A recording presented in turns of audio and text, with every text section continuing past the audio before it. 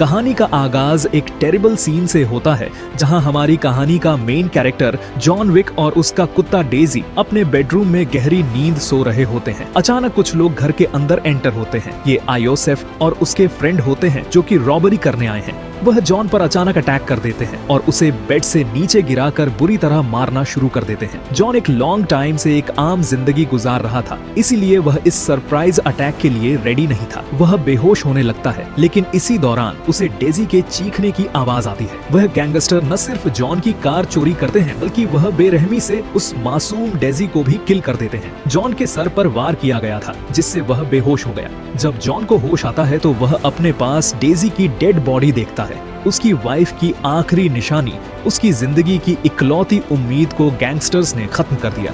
यहाँ से सीन माजी में शिफ्ट होता है, जहाँ हमें इस इंसिडेंट का कारण पता चलेगा, जहां हमें मालूम होता है कि जॉन विक की जिंदगी का सबसे बड़ा एसेट उसकी वाइफ हीलन थी, जो कि एक लाइलाज बीमारी की वजह से वफात पा चुकी है। जॉन उस वक्त शदीद तरीन गम और तन्हाई का शिकार होता है। हेलन के मरने के बाद जॉन अपने हाउस में बिल्कुल अकेला रह जाता है, लेकिन कहानी में एक इमोशनल ट्विस्ट उस वक्त आता है जब जॉन के हाउस के गेट पर एक कुरियर डिलीवरी आती है। इस बॉक्स के अंदर एक इंतहा मासूम और प्यारा डॉग होता है, जो कि एक बियगल पप्पी है और उसका नाम डेजी है। उसके साथ हेलेन का लिखा हुआ एक पोस्टोमस लेटर भी होता है। हेलेन ने लिखा था कि वह जॉन को अकेला नहीं छोड़ना चाहती थी और यह डॉग जॉन को दोबारा जीना सिखाएगा और उसे किसी से मोहब्बत करने का हौसला देगा। जॉन, जो कि अंदर से बिल्कुल टूट चुका था, इस मासूम कुत्ते को देखकर जज्बाती हो जाता है। वह इस पप्पी को एक्सेप्ट कर लेता है और आहिस्ता आहिस्ता इन दोनों के दरमियान एक गहरा इमोशनल बॉन्ड कायम हो जाता है। अगले ही दिन जॉन अपनी क्लासिक कार, जो कि एक 1969 फोर्ड मस्टैंग मैच 1 है, लेकर बाहर निकलता है। वह एक ऑयल स्टेशन पर रुकता है, जहां डेजी भी उसके साथ कार में मौजूद होता है। इसी दौरान वहां 3 रशियन गैंगस्टर्स आते हैं, जिनका बॉस आयोसेफ होता है। इयोसेफ एक बिगड़ा हुआ और घमंडी नौजवान है, जो कि न्यूयॉर्क के एक बड़े रशियन क्राइम लॉर्ड का बेटा है। ये वही लोग हैं जो स्टार्ट में जॉन के घर में रॉबरी के लिए आए थे। आयोसेफ की नजर जॉन की शानदार मस्टैंग कार पर पड़ती है और वह इस कार से इम्प्रेस होकर जॉन से कहता है कि वह यह कार बाय करना चाहता है। वह जॉन से रशियन लैंग्वेज में बात करता है और कार की प्राइस पूछता है, लेकिन जॉन इंतहाई पुरसुकून स्टाइल में जवाब देता है, she is not for sale. Yosef को यह इनकार पसंद नहीं आता। वह जॉन को गुस्सा दिलाने के लिए उसकी कार के अंदर झांकता है और डेजी को देखकर बदतमीजी करता है, लेकिन जॉन सब कुछ इग्नोर करता है और वहाँ से निकल जाता है। लेकिन योसेफ जैसे जिद्दी और क्रिमिनल पर्सन के लिए यह बात सेल्फ रिस्पेक्ट का मसला बन जाती है। वह जानता है कि वह जो चाहे गेन कर सकता है, इसीलिए वह जॉन का पीछा करने का डिसीजन करता है। यहाँ सीन दोबारा प्रेजेंट की तरफ शिफ्ट होता है। आयोसेफ सीधा एक अंडरग्राउंड चॉप शॉप की तरफ जाता है, जिसका मालिक ऑनरेलियो है। ऑनरेलियो गाड़ियों की चोरी और उनके पार्ट्स चेंज करने का काम करता है और यह भी योसेफ के बाप का ही साइड बिजनेस है। योसेफ जॉन की मस्टैंग कार लेकर ऑनरेलियो के पास पहुंचता है ताकि उसकी आइडेंटिफिकेशन टैग्स चेंज की जा सके। ऑरेलियो फौरन पहचान जाता है कि यह गाड़ी जॉन विक की है। वह आयोसेफ को थप्पड़ मारता है और उसे अपनी शॉप से बाहर निकाल देता है, क्योंकि वह जानता है कि जॉन विक कौन है। थोड़ी ही देर बाद जॉन विक खुद ऑनरेलियो के पास पहुंचता है। जॉन उससे पूछता है कि उसकी कार कौन लाया था। ऑनरेलियो उसे बताता है कि वह कार आयोसेफ लाया था, जो कि विग्गो तारासोव का बेटा है। जैसे ही जॉन यह नाम सुनता है, वह खामोशी से वहां से निकल जाता है। दूसरी तरफ विग्गो तारासोव को जब मालूम होता है कि उसके बेटे पर ऑनरेलियो ने हाथ उठाया है, तो वह ऑनरेलियो को कॉल करता है और गुस्से में पूछता है कि उसने योसेफ पर हाथ क्यों उठाया। ऑनरेलियो विगो को सच बताता है कि आयोसेफ ने न सिर्फ जॉन विक की गाड़ी चोरी की, बल्कि उसका डॉग भी किल कर दिया है, जो उसकी हाल ही में मरने वाली बीवी की आखिरी निशानी थी। ये सुनते ही विगो का रंग उड़ जाता है। उसके चेहरे पर खौफ क्लियर नजर आता है। वह फौरन फोन बंद करता है और अपने बेटे को बुलाता है। योसेफ अंदर आता है। वह समझता है कि उसके डैड मामूली की तरह किसी बिजनेस मैटर्स पर बात करेंगे, लेकिन अगले ही लम्हे विगो उसे जोर से मुक्का मारता है। योसेफ हैरान रह जाता है। वह पूछता है, मैंने क्या गलत किया? विगो उसे दोबारा एक जोरदार मुक्का मारता है। फिर उसे कहता है कि तुमने जॉन विक की कार चुरा ली और तो और उसके कुत्ते को भी मार दिया, जो उसकी बीवी की आखिरी निशानी थी। योसेफ कहता है, उसने एक कार ही चुराई है, ये कौन सी नई बात है? विगो अपने बेटे को जॉन विक की असल हकीकत बताता है। वह कहता है, जॉन विक एक ऐसा शख्स है जिसे मैंने बरसों पहले एक इम्पॉसिबल टास्क दिया था और उसने वह काम कर दिखाया। आज उसी टास्क की वजह से मैं इतना बड़ा एम्पायर बना सका हूँ। जॉन विक एक ऐसा किलर है जिसके नाम से पूरा अंडरवर्ल्ड कांपता था। लोग उसे बाबा योगा कहते थे, लेकिन जॉन बाबा योगा नहीं था। ये वह शख्स था जिसे बाबा योगा को मारने के लिए भेजा गया था। ये जुमला सुनकर योसेफ के चेहरे का रंग उड़ जाता है। पहली मर्तबा उसे फील होता है कि उसने कितनी बिग मिस्टेक की है। जब वीगो को अपने एनिमीज को खत्म करना था तो जॉन ने एक ही रात में दर्जनों डेंजरस क्रिमिनल्स को मार डाला था। वह काम जिसे इम्पॉसिबल समझा जाता था, जॉन ने पॉसिबल बना दिया और यह उसका आखिरी कॉन्ट्रैक्ट था। उसने अपनी बीवी के लिए जुर्म की यह दुनिया छोड़ दी थी। जिस बीवी से वह इतना प्यार करता था, उसी की आखिरी निशानी को तुमने मार दिया, जिसे तुम सिर्फ एक साधा कुत्ता समझते हो। अब जॉन विक तुम्हें मार देगा और तुम कुछ भी नहीं कर सकोगे। विगो जॉन को फोन करता है कि वह ये केस खत्म करने की कोशिश करे। विगो माफी मांगने की ट्राई करता है, लेकिन फोन के दूसरी तरफ सिर्फ साइलेंस होती है। जॉन एक लफ्ज भी नहीं बोलता, वह सिर्फ फोन बंद कर देता है। ये साइलेंस वीगो के लिए सबसे बड़ा मैसेज थी। अब जंग स्टार्ट हो चुकी थी। वीगो समझ जाता है कि अब डिप्लोमेसी का वक्त खत्म हो चुका है। वह फौरन अपने पास मौजूद तमाम हिटमैन और मर्सनरीज को अलर्ट करता है और जॉन विक के सर की कीमत $2 मिलियन रख देता है। इसके साथ ही वह जॉन के एक पुराने फ्रेंड और एक इंतहाई माहिर स्नाइपर मार्कस के पास जाता है, जो जॉन की तरह एक पुराना खिलाड़ी है। विगो उसे एक बड़ी रकम ऑफर करता है और जॉन को मारने का स्पेशल कॉन्ट्रैक्ट देता है। यहाँ से सीन जॉन पे शिफ्ट होता है। जॉन अपने घर के फर्श पर फैला हुआ खून साफ करता है और डेजी को अपने गार्डन में दफन करता है। अब उसके चेहरे पर कोई दुख नहीं, बल्कि एक कंप्लीट साइलेंस छाई हुई है। अपने घर पर जॉन विक अपने पास मौजूद तमाम ओल्ड मेमोरीज को एक तरफ रखता है। वह अपने बेसमेंट के कंक्रीट के फर्श को एक स्लेजहैमर से तोड़ता है। उसके नीचे एक हिडन बॉक्स होता है जिसके अंदर जॉन का ओल्ड वेपन और गोल्ड कॉइन्स मौजूद होते हैं। ये गोल्ड कॉइन्स अंडरवर्ल्ड की करेंसी है। जॉन विक अब ऑफिशियली अपने पुराने रूप में वापस आ चुका है।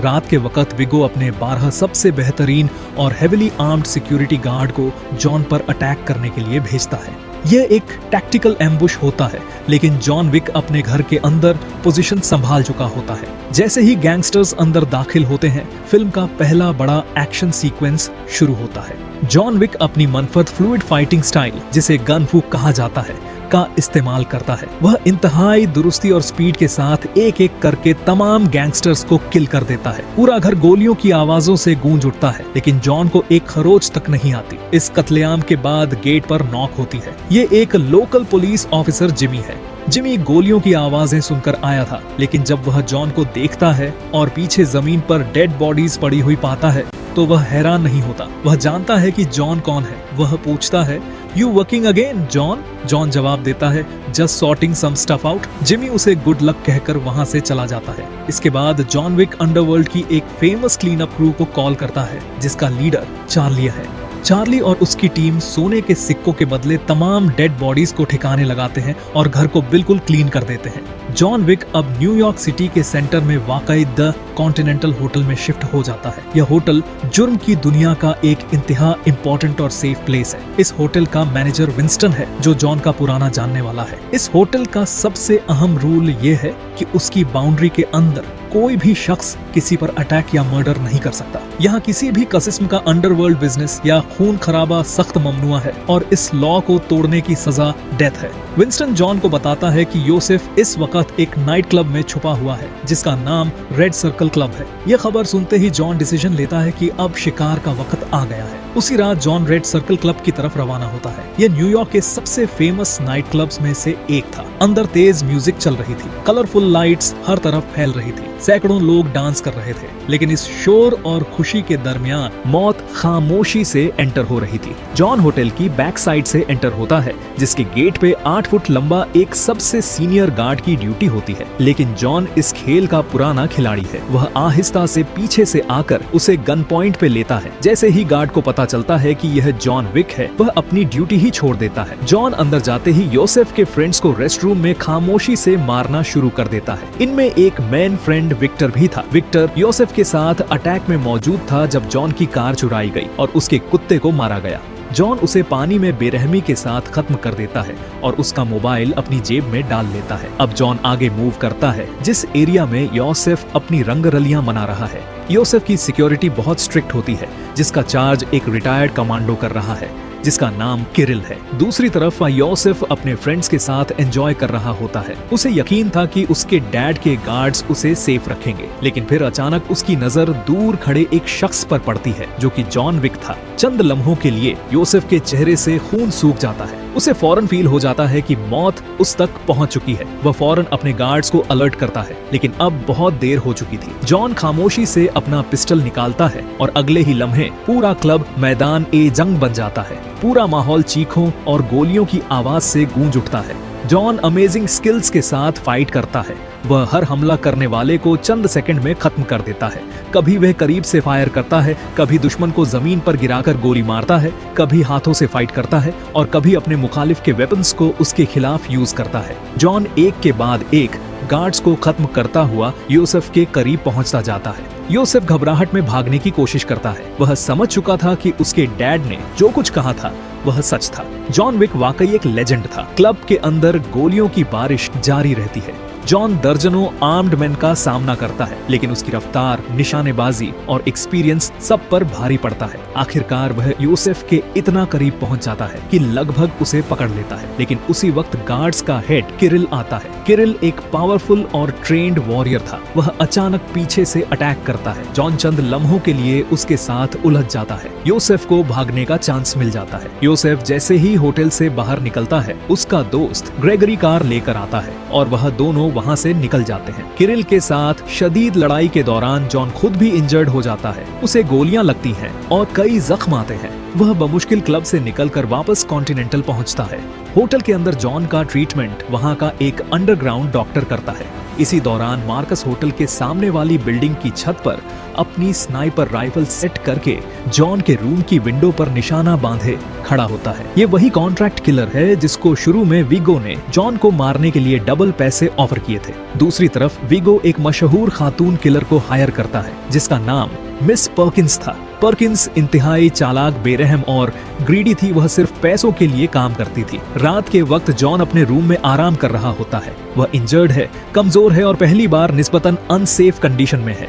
इसी दौरान वह अपनी गन जॉन के सर की तरफ उठाती है, लेकिन बाहर मार्कस छत पर स्नाइपर राइफल के साथ बैठा था। उसे जॉन को मारने का ऑर्डर मिला था, लेकिन उसका डिसीजन कुछ और था। जैसे ही पर्किंस निशाना लगाने लगती है, मार्कस एक वार्निंग शॉट फायर करता है। गोली जॉन के हेड के करीब पिल्लो से टकराती है। जॉन फौरन जाग जाता है। जैसे ही पर्किंस फायर करने लगती है, जॉन साइड पे हो जाता है और अगले ही लम्हे रूम के अंदर जबरदस्त हाथापाई स्टार्ट हो जाती है। जॉन और पर्किंस के दरमियान शदीद फाइट होती है। फर्नीचर टूट जाता है और दोनों एक दूसरे को खत्म करने की पूरी कोशिश करते हैं। आखिरकार जॉन पर्किंस को काबू करने में कामयाब हो जाता है। वह उसे जिंदा पकड़ लेता है, लेकिन इसी दौरान उसे एक इंतहाई अहम मालूमात मिलती है। पर्किंस जब हार जाती है तो जॉन उससे पूछता है कि बताओ योसेफ कहाँ है। पर्किन कहती है कि मुझे उसका नहीं पता। वह सिर्फ इतना बताती है कि वीगो ने अपनी दौलत, गोल्ड और कॉन्फिडेंशियल इंफॉर्मेशन एक चर्च के नीचे छुपा रखी है। इसी दौरान साथ वाले रूम से एक एडमिन बाहर आता है। यह हैरी है जो जॉन का पुराना दोस्त था। जॉन पर्किन को हैरी की निगरानी में छोड़कर वहाँ से निकल जाता है। जॉन सीधा उस चर्च पर पहुँचता है जो कि असल में वीगो तरासोव का एक फ्रंट ऑर्गेनाइजेशन होता है। वहाँ वीगो ने अपनी जिंदगी भर की कमाई, गोल्ड, कैश और शहर के तमाम बड़े जजेस और पॉलिटिशियंस के खिलाफ ब्लैकमेल डेटा छुपा रखा होता है। जॉन वहां मौजूद तमाम गार्ड्स को किल करता है और इस पूरे खजाने को आग लगा देता है। जॉन ने यह सब इसलिए किया था कि विगो इस नुकसान को देखने जरूर आएगा। फिर विगो से जोसेफ का एड्रेस मिल जाएगा। जब विगो को मालूम होता है कि उसका सबसे बड़ा एसेट डिस्ट्रॉयड हो चुका है, तो वह गुस्से और मायूसी में अपने गार्ड्स के साथ वहां पहुंचता है।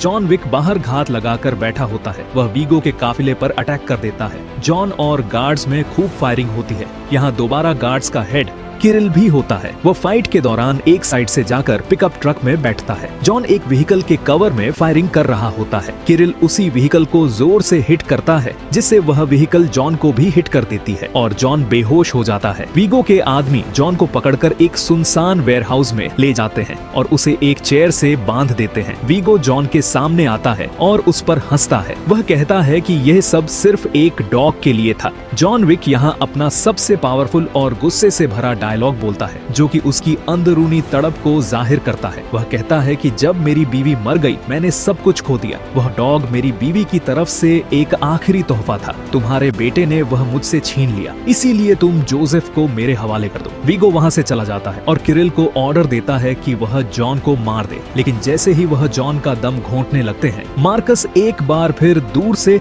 अपनी स्नाइपर गन के जरिए एक गार्ड के सर में गोली मारता है। मार्कस इस दफा दोबारा कॉन्ट्रैक्ट के खिलाफ जॉन की मदद करता है। जॉन को मौका मिल जाता है, वह कुर्सी तोड़ता है और अपने हाथों से किरिल का गला दबाकर उसे किल कर देता है। जॉन आजाद हो जाता है। वह बाहर निकलकर वीगो की कार का पीछा करता है, उसके गार्ड्स को शूट करता है और वीगो की गाड़ी पर खड़ा होकर अपनी गन तानकर वीगो को बाहर आने का इशारा करता है। मौत के खौफ से वीगो जॉन के सामने सरेंडर कर देता है और अपनी जान के बदले जोसेफ की लोकेशन बता देता है, जो कि एक महफूज सेफ हाउस में छुपा हुआ होता है। इसके अलावा जॉन ने उसे वह सारे कॉन्ट्रैक्ट्स कैंसिल करने को कहा है जो उसने जॉन को मारने के लिए दिए हैं। जॉन विक बिना कोई वक्त जाया कि इस सेफ हाउस पर धावा बोल देता है। वह वहां मौजूद तमाम हेविली आर्म्ड सिक्योरिटी फोर्सेस को एक एक करके अपनी क्लासिक टेक्निकल मूवमेंट्स और शूटिंग स्किल्स के जरिए खत्म करता है। जोसेफ अपने एक दोस्त ग्रेगरी के साथ रूम में होता है।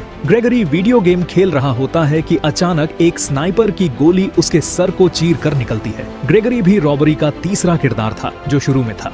जोसेफ यह देखते ही शॉक में चला जाता है और लड़ते हुए गराज की तरफ भागता है। गराज में जॉन ने पहले से ही टाइम बॉम्ब फिट किए थे ताकि जोसेफ पिछली बार की तरह भाग न सके। जैसे ही जोसेफ गराज की तरफ पहुंचता है, सब व्हीकल्स ब्लास्ट हो जाती हैं और जॉन भी वहां पहुंच जाता है, जिसे देखकर जोसेफ भागता है, लेकिन आगे कोई एग्जिट नहीं होता। जॉन उसके पास पहुंचता है। जॉन विक बिना किसी हेजिटेशन के जोसेफ के सीने में गोली मारकर उसे वहीं किल कर देता है। जॉन विक का इंतकाम पूरा हो जाता है। वह मासूम डेजी का किलर अब किल हो चुका था। दूसरी तरफ विगो अपने बेटे की डेथ की न्यूज सुनता है। चंद लम्हों तक वह साइलेंस रहता है। उसकी आंखों में गुस्सा, दुख और हेल्पलेसनेस एक साथ नजर आते हैं। वह जानता था कि जोसेफ ने मिस्टेक की थी। वह जानता था कि जॉन विक का गुस्सा जायज था, लेकिन एक बाप होने के नाते वह अपने बेटे की मौत को एक्सेप्ट नहीं कर सकता था। अब यह मामला सिर्फ बिजनेस या पावर का नहीं रहा था, यह पर्सनल बैटल बन चुकी थी। इसी दौरान वीगो को एक और हकीकत का पता चलता है। उसे मालूम हो जाता है कि मार्कस ने जॉन की मदद की थी, वही मार्कस जिसे उसने जॉन को मारने के लिए हायर किया था। वीगो गुस्से से पागल हो जाता है। वह अपने आदमियों के साथ मार्कस के हाउस पहुंचता है। मार्कस एक एक्सपीरियंस्ड किलर था, लेकिन उम्र के इस हिस्से में पहुंच चुका था जहां लगातार लड़ाई उसके लिए मुश्किल हो गई थी। वीगो के आदमी उसे घेर लेते हैं, उसे अरेस्ट कर लिया जाता है। मार्कस जानता था कि अब उसका अंजाम करीब है। इसके बावजूद उसके चेहरे पर खौफ नहीं होता, क्योंकि उसने अपने दोस्त की हेल्प की थी। वीगो मार्कस को बहुत बुरे तरीके से तड़पा तड़पा के मारता है। मार्कस सिर्फ एक फ्रेंड नहीं था, वह जॉन के पास्ट का लास्ट लिविंग रिलेशन था। इसी दौरान परकिन, जो हैरी को किल करके होटल से भाग गई थी, विंस्टन के हत्थे चढ़ जाती है। विंस्टन उसे कॉन्टिनेंटल होटल के रूल्स को तोड़ने के जुर्म में 4 हिटमैन के जरिए एक सुनसान जगह पर बुलाकर शूट करवा देता है और विंस्टन जॉन को वीगो की लोकेशन, जो कि हेलीकॉप्टर पर फरार होने की तैयारी कर रहा था, बता देता है। जॉन ने वीगो से मार्कस का बदला लेना है। जॉन वीगो के पीछे तेजी से मूव करता है। विगो हेलीपैड के करीब पहुंचता है कि इसी दौरान जॉन भी पीछे से आ जाता है। वह जोर से वीगो की कार को हिट करता है, जिससे वीगो की कार अनबैलेंस होकर रुक जाती है। जॉन कार को ड्रिफ्टिंग करते हुए वीगो के सारे गार्ड्स को कत्ल कर देता है। अब सिर्फ वीगो और जॉन बचते हैं। वीगो गन फेंककर हाथ से फाइट करने की पेशकश करता है। जॉन भी उसे कबूल करता है। जॉन तो इसमें वैसे भी एक्सपर्ट है। वीगो जॉन के आगे कैसे ठहर सकता था? वीगो जॉन से काफी कमजोर है, इसीलिए वह जल्दी हार मान लेता है और जॉन को इधर उधर की बातों में उलझाने लगता है और आहिस्ता से एक चाकू निकालकर जॉन के जिस्म में घोंप देता है। लेकिन जॉन के लिए यह कुछ भी नहीं है। जॉन वहीं चाकू निकालता है और विगो के जिस्म में घोंप देता है और उसे वहां तड़पते तड़पते मरने के लिए छोड़ देता है।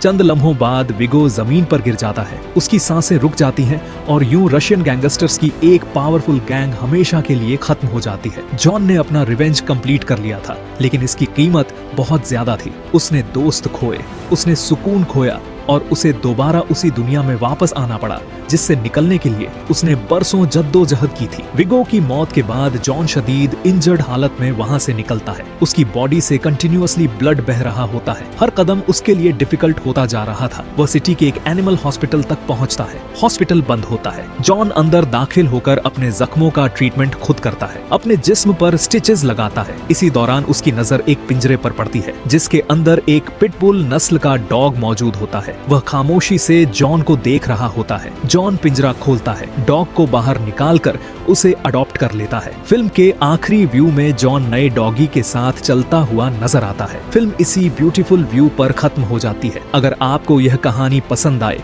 तो चैनल को सब्सक्राइब करें और नेक्स्ट वीडियो के लिए कमेंट करें।